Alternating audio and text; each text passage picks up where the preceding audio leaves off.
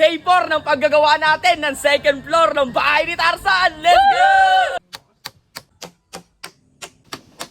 Guys, pinapantay na namin yung suliras dito sa taas. Aga pa nga lang guys, ay hinakot na namin itong mga coco lumber na binili namin. At inakyat nga pala guys namin ito dito sa taas ng second floor. Ngayong araw kasi guys, itatapusin natin itong suliras nito. At para naman sa pananghalian ay nagluto lang kami dito ng paksiw na tilapia. So what's up mga napadaan lang. So ngayong araw nga guys, maaga na naman tayong tinanghali ng gising. Dahil nga guys, ngayong araw ay magsusuliras nga pala tayo doon sa second floor ng bahay ni Tarzan. Ay maaga nga pala guys kaming bumili nitong mga coco lumber na gagamitin natin. Samahan nyo kami ngayong araw guys sa day 4 ng paggagawa natin ng second floor ng bahay ni Tarzan. Syempre kasama ulit guys natin yung mga kaibigan natin makukulit dyan at malalakas guys food trip. Medyo kinakabahan nga lang guys ako ngayong araw dito sa bangka naming si Nemo. Baka guys magtampo na naman to dahil napakarami namin kinarga sa kanya ng mga coco lumber tapos hindi ito umandar. Buti na lang guys wala siyang topak ngayong araw at tuloy-tuloy talaga yung pag-andar niya. Kaya nga guys kami ng tropa kong si Dugong dyan ay tuwan-tuwa kami dyan. Napakaganda nga pala guys ng umaga ngayon dito sa may bahay ni Tarzan at talaga naman guys okay na okay gawin to ngayong araw kung hindi guys mainit at medyo makulimlim lang. Eto nga pala guys ang view dito sa may kabila nung ginagawa guys natin na second floor. Medyo mataas nga guys yung mga yan at kailangan talaga natin tukuran ng napakahabang kawayan. Gaya nga guys ng sabi ko sa inyo, mas matibay na tukod yung kawayan kaysa sa kahoy pag nandito sa tubig. At pag nandito ka naman guys sa may harap nitong bahay ni Tarzan, dito naman sa gilid guys yung view nung ginagawa natin. Medyo nahirapan nga lang pala guys kami sa paghahakot ng mga kahoy na coco lumber dito sa taas ng ginagawa natin. Medyo nakakasalubsob kasi guys ng kamay ito at sa pakabigat talaga. Ang plano nga guys namin dito ngayong araw ay akyat namin lahat ng mga coco lumber dito sa taas para dire-diretso na lang guys yung pagkakabit at paglalagay natin ito. Day 4 ng paggagawa natin ng second floor ng bahay ni Tarzan. Let's go!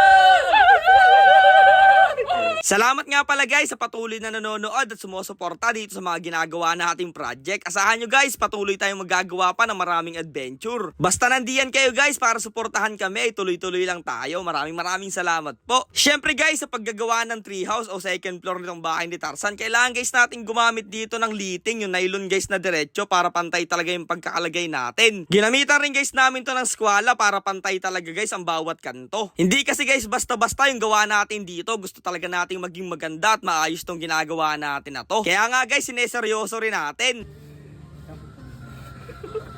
1 feet. 1 feet yung martilyo. Ayos. Gamitin natin 1 feet. 1 feet. At speaking of seryoso guys, kita nyo naman pati martilyo guys ay sinukat na rin namin. Syempre guys, bawat galaw natin dito ay kailangan natin sukatin para pantay talaga guys yung pagkagawa natin. Kaya nga pala guys mga coco lumber ang ginamit namin suliras dito sa taas ay para guys pag nilagyan na natin ng mga sahig na kawayan yan ay pantay guys yung pagkakalagay natin. Kaya rin guys sinusukatan namin yan ng maayos para maganda talaga yung pagkakalagay natin ng sahig. Medyo nahihirapan pa nga guys kaming kumilos dito sa taas dahil bukod sa mataas guys itong pwesto ng ginagawa natin ay napakahirap din guys tumungtong, baka mamaya ay malaglag na tayo sa ilalim. Pero hindi ko pa man guys nakikita yung pinakang outcome nito ay talaga namang paniguradong napakaganda na naman guys ng tambayan natin. Panibagong memories na naman guys namin magtotropa mangyayari dito sa taas na to. Paniguradong pananghuli naman guys tayo ng mga alimango at mga lapu-lapu dyan sa ilog na yan o sa mangroves ay dito na guys natin dadalhin at dito tayo magpo-food trip. At isa pa guys, napakasarap siguro mag-overnight dito lalong-lalo na paggabi. Basta guys, ang masasabi ko lang ay napaka-solid na naman ang mga magiging adventure at mangyayari dito sa mga ginagawa nating project na to guys. Sa mga gusto nga pala guys magpa-shoutout dyan, mag-comment lang kayo dito sa baba ng video na to at isi-shoutout ko kayo guys. Guys, pinapantay na namin yung suliras dito sa taas. Ge, pakuhan mo pare. Para guys, pantay yung sahig na lalagay natin, kailangan natin sangatan sila sa ilalim para pag nilagay na natin guys yung sahig na kawayan, pantay lang sila. Kaya yun, tapusin na natin to guys para maka-food trip na tayo.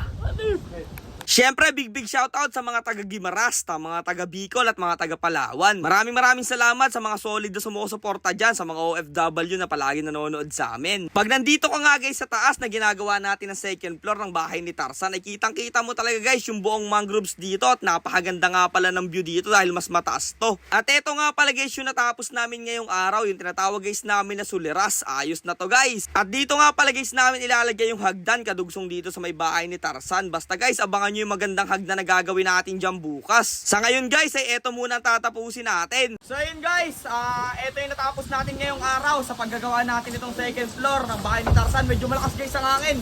Mataas kasi itong pwesto natin, kaya malakas talaga hangin dito, masarap matulog. So ito, natapos natin itong mga suliras guys na nilagay natin dito. Ayan o. So tapos na tayo dito sa suliras sa taas. Ang sunod niyan guys ay sahig na, tsaka paangat na mga aligin.